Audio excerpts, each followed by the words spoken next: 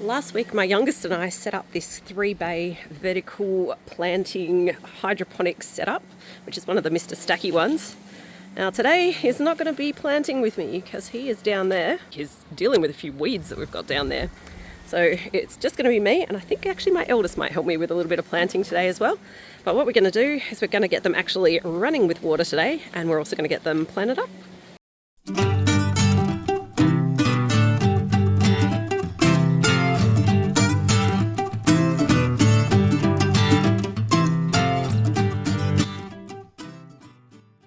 G'day there, it's Rachel here from Bush Edge Homesteading Australia. And today we're going to do our part 2 of the setting up the hydroponic Mr Stacky Smartfarms. We are going to get the water running, and we are also going to be getting them planted out as well. Now last week we actually got them set up, so if you haven't seen that one and you want to see how they actually get set up, it's probably a good idea to do that. And today it's really about starting from, where are we? Step 14 here. And that is filling them up. But that's going to take a little while to do. So what I'm going to do is actually get the water running now, and then I'm going to head inside and show you what we're going to plant them up with.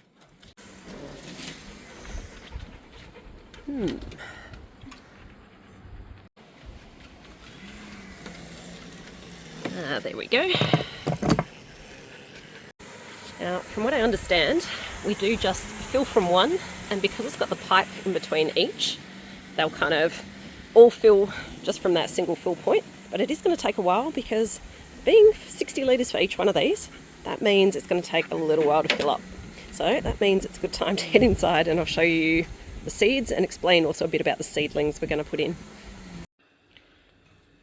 So I've just pulled out a bunch of the seeds that I have, and just going through the box to choose a few different ones that will plant up in the stackies. Got a mixture from all different places, and what I'm thinking of doing is actually planting seeds in kind of either one or two of the stackies and seedlings in another, and then seeing how the seeds go versus how the seedlings go. Now seedlings wise, we're going to do this in a couple of different ways. One is to actually use this as a bit of an opportunity to prune out some of the seeds I've put in over this spring, like these ones here, which is, I think those ones are the kale. I've also got some broccoli that's kind of a bit close together, and what I'm going to do is actually use this as an opportunity to thin these out, but these are the seedlings we'll be able to go take up to the stacky. And the other seedlings we'll use are some of these ones that we have here in the greenhouse. Ones like the chili. I might even pop a couple of the eggplant as well, because we've got quite a few of those that have popped up now. And I'm thinking some of the basil might go in there quite well as this one here. This is it's called a patio little Bing tomato, and it's got these teeny tiny tomatoes that it grows, but they say it's small enough to go in pots like, you know, that sort of size. So if it can do that, I reckon that plant there should be pretty good in the stacky. That is still going, but what is pretty nifty is when I kind of look in the holes in these, and I'm not sure if you can see, the water is going through to each, so that's good. It means that it is kind of freely flowing through the pipe. In fact, if we come down the side here, you can kind of see on this level indicator on the side here that the water is kind of coming through. It's actually got a little bit of colour still to it as well. That's interesting, even though we did flush it. Yeah, I guess we just got to keep waiting a little bit, but while that's happening, I am just going to do some little checks just to make sure that there is no water leaking from anywhere, especially in the points like where we did the join. What I just did is I've moved this one to the end. The reason for that is it is taking a little bit longer to go through the pipe than it is coming out of the hose. So why not just start filling from this end as well? Because that one is definitely full. That looks like it's just about full. Now that's full, it's the exciting moment where we get to plug in the solar panel and that should automatically start up the pump, because in last week's video you would have seen we set that pump up and that's pretty ready to go. So do you want to do the honours and see that bit there? Do you want to attach that to it, pop it in the sun, and then we'll see if we can get that to work.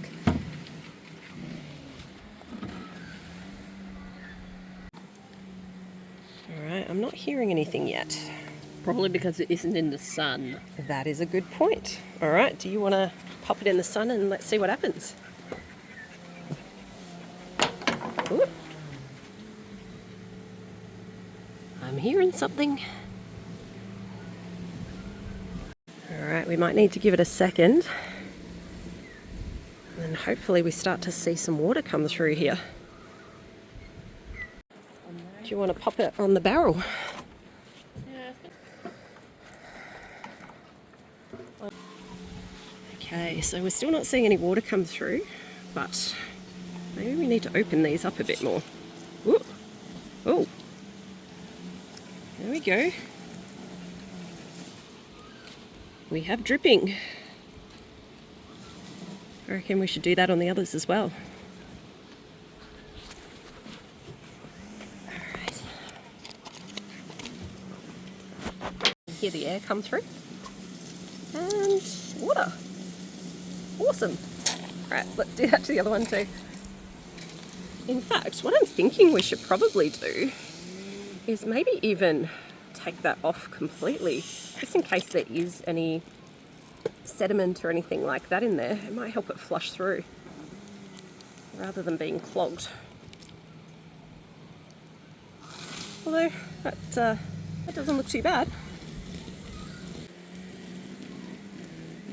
You taking that one off too? Was there any sediment or anything in that one? Not by the looks of things. Cool. This one also seems to have a lot stronger water pressure, so I think it needs to be shut. Well, what you can do with these ones is you can adjust how tight or how loose you have it, and that actually adjusts the amount of water that comes out of each one. So what we might need to do is open the ones up on this end a little bit more because they're further away from the pump, and I expect that one over here is going to have the strongest pressure. It literally is just straight off the solar panel.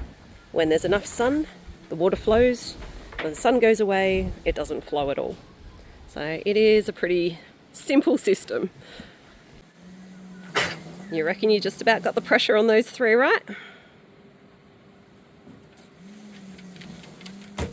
Yeah, they've got about the same water pressure each. Awesome. Well, I reckon that means we can move on to the next step, which is this stuff here, and that is the nutrient. Now, given you're my science guy, I reckon we could get you to take a bit of a lead on this bit, eh? Okay, let's figure this out. So that one there's an EC meter. Do you want to open it up? We comes with an instruction manual. Batteries. That's handy. Yeah, considering these are button batteries, pretty annoying to obtain.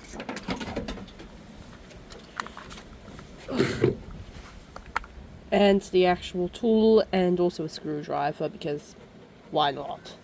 Oh, you're probably going to need that to open up the back. So do you want to see about getting those batteries in? Because we will need to test the EC, which is basically like the level of salts, usually is kind of your EC readings. And yeah, in order to get the levels right, we're going to need that meter.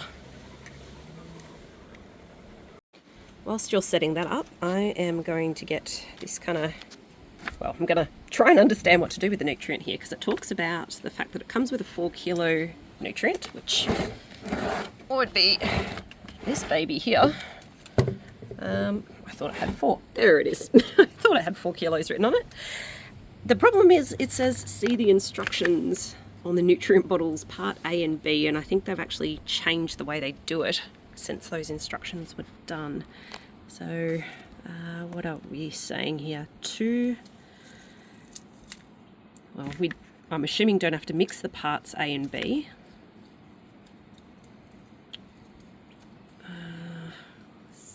Got mils per litre. that is not in mils. What I might do is jump on their website, because it does talk here about the fact that there's some info on their website about the 4 kilo bulk nutrient.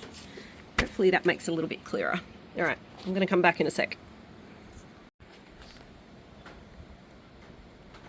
Okay. It works. Woo! All right, that didn't really help, but what I think I'm going to do is assume that where it's talking about mils, a mil's about a gram, we're going to put in seeds and seedlings. So if we said that was actually 2 grams per litre, and we've got 3 reservoirs, 60 litres each, 180 litres of water, that would be, what, 360 grams of the nutrient. Hopefully that's right, because it does say the 4 kilos should last for 33 fortnightly feeds.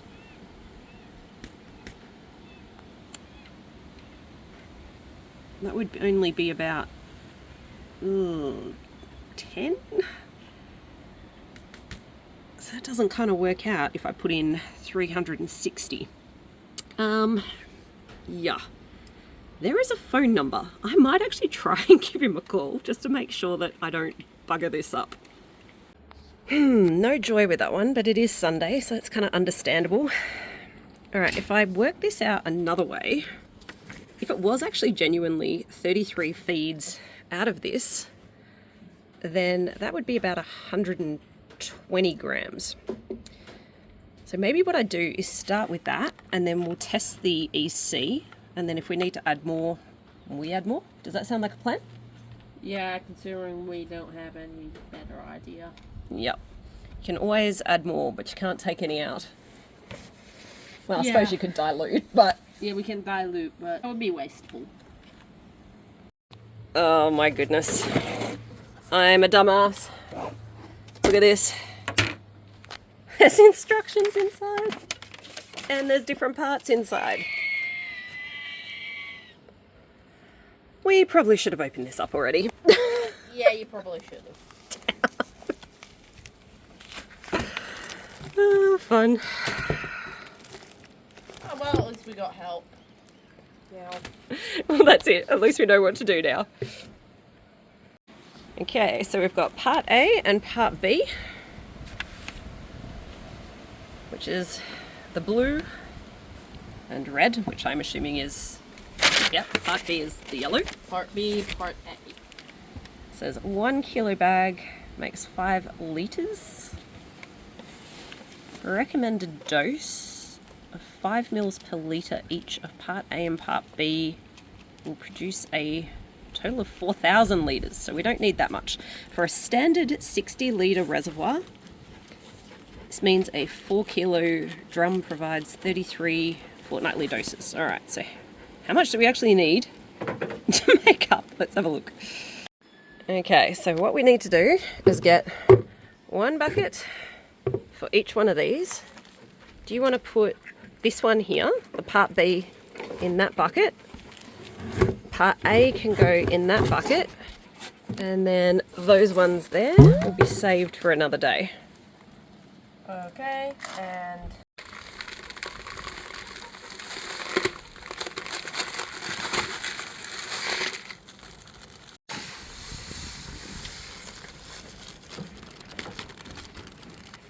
And then you just need to fill those up with water. That part doesn't seem too difficult. How you going? Well, the second one is almost halfway done. All right. And the first one's complete. And there's a spider right there. There seems to be spiders a lot in our videos.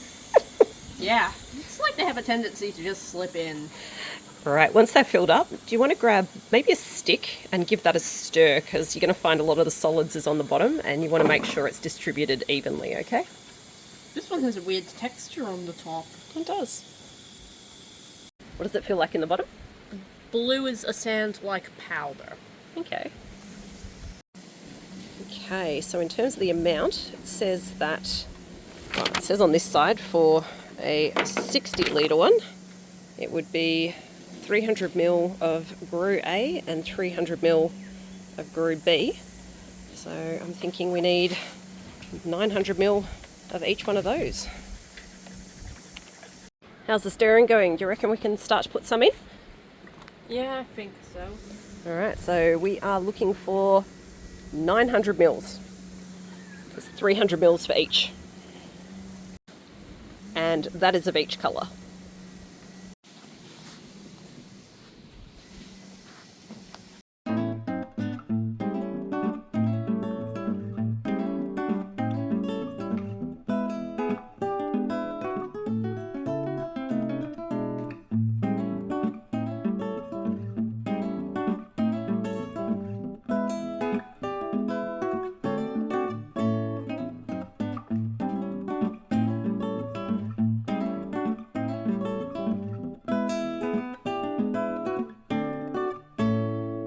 Now, as for checking the EC with this, honestly, not sure how to go about doing that because these are quite enclosed. I'm not sure if it will actually have the depths to get down to where the water is.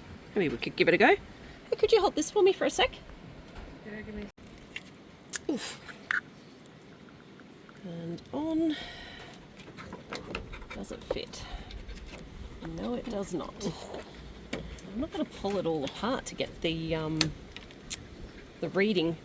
The only other thing I can think of is if we had some kind of little dipper to take water out. If you've got one of these and you've got any smart ideas for that, let me know, because yeah, not quite sure, to be honest. So we are just going to assume that because we've used the amount that it said in the instructions, that that will be right. And now the water is running, that means it's time for planting. Now, seeds wise, I have a few different seeds here to plant, and what I was thinking on each one of these, what I'm going to try and do is get the things that require less light on the bottom.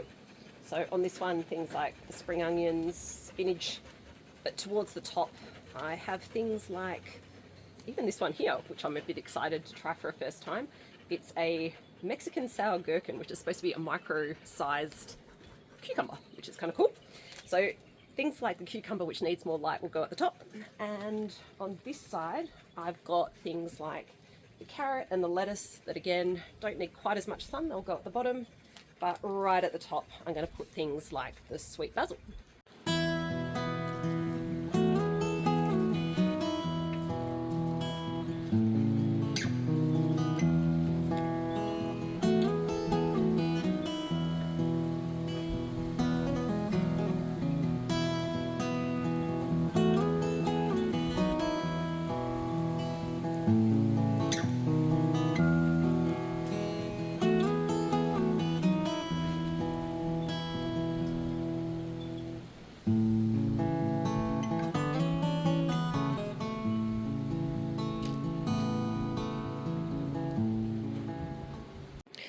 Okay, it's the first one all planted up, and for the 5 different layers, what I've planted is the basil in the top, and then celery and mini cabbage on kind of opposite sides on the second layer.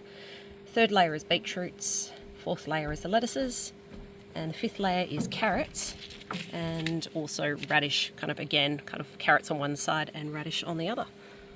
And that's the second one with seeds. Top layer, cucumbers. Second layer, I've done purple sprouting broccoli on one side and green sprouting on the other. Then we've got kale and onion on the third layer, again, one kind of on each side. Spinach and also some bok choy on the fourth, and right at the bottom, spring onion. Now, I do want to show you that we are getting a decent amount of water flow through this one and this one now. Not so much on this one quite yet. The water is flowing through. What we've done is we've actually pulled off the head just to allow it to flow through a bit better. But I do think there might be something kind of gunking up that line a little bit somewhere. So I'm hoping that will flush through. But as you can see, we're not getting as much water through. These are not as damp as the other ones. And yeah, we're definitely not seeing the water in the bottom in the same way. It's just a bit of a slow drip that we're getting every so often, as opposed to these ones over here, where you can see it kind of goes drip, drip, drip every, well, probably about every 10 seconds or so. And now, time to get some seedlings to go in.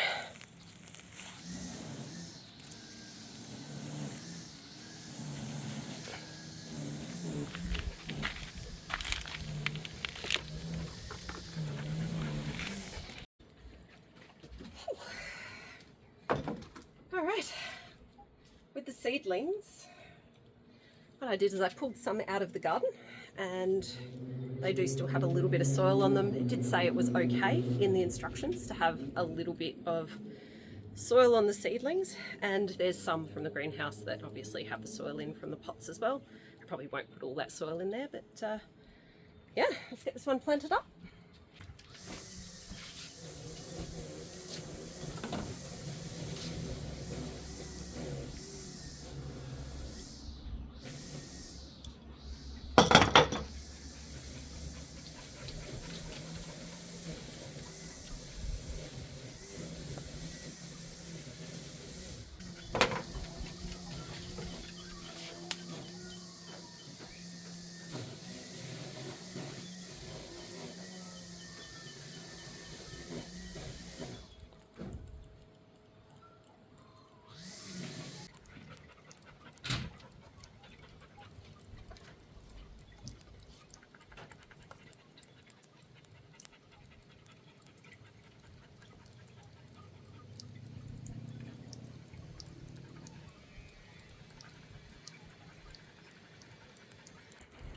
And there is all of our seedlings planted.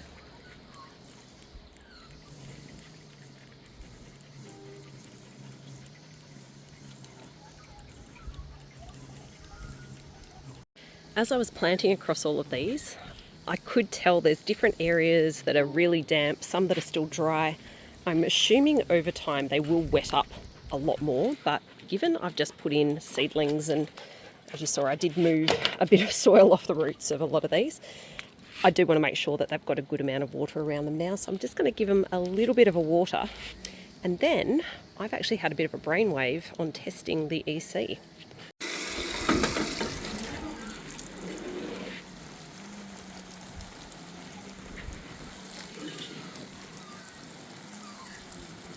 All right, do you want to grab out the EC meter?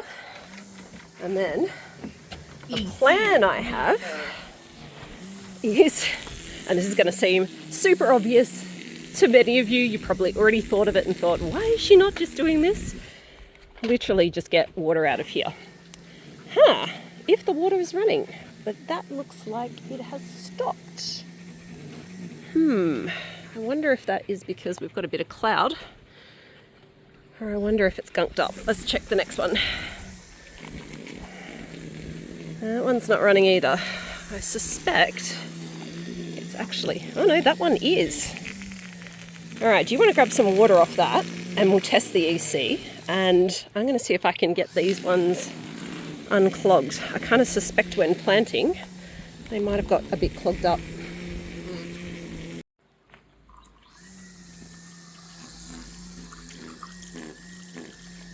It's got an interesting hue to it.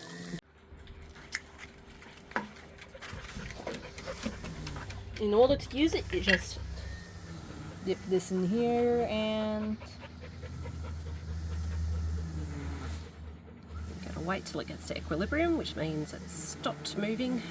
Oh, did you say it went to 1.7? now 1.8. Oh, okay, 1.7, 1.8. Maybe you give it a little stir and then see where it settles. Sometimes it does take a little bit to kind of settle with these types of meters. But 1.8 now. even if it is 1.8, it kind of looks like we've got more in this range here, which is the heavy crops range. Tomatoes, capsicum, broccoli.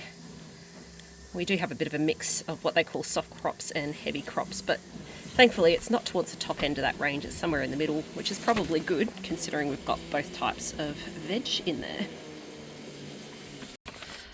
So yeah, I'm sure you guys were going, Why don't you just get a sample from the top? Oh, that was a good way to do it.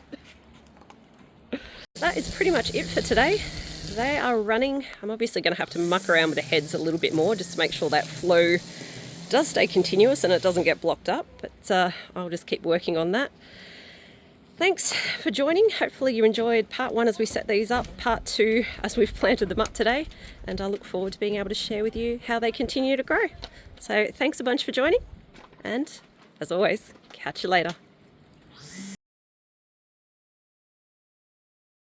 All right, these have been running for a while now and they are completely saturated.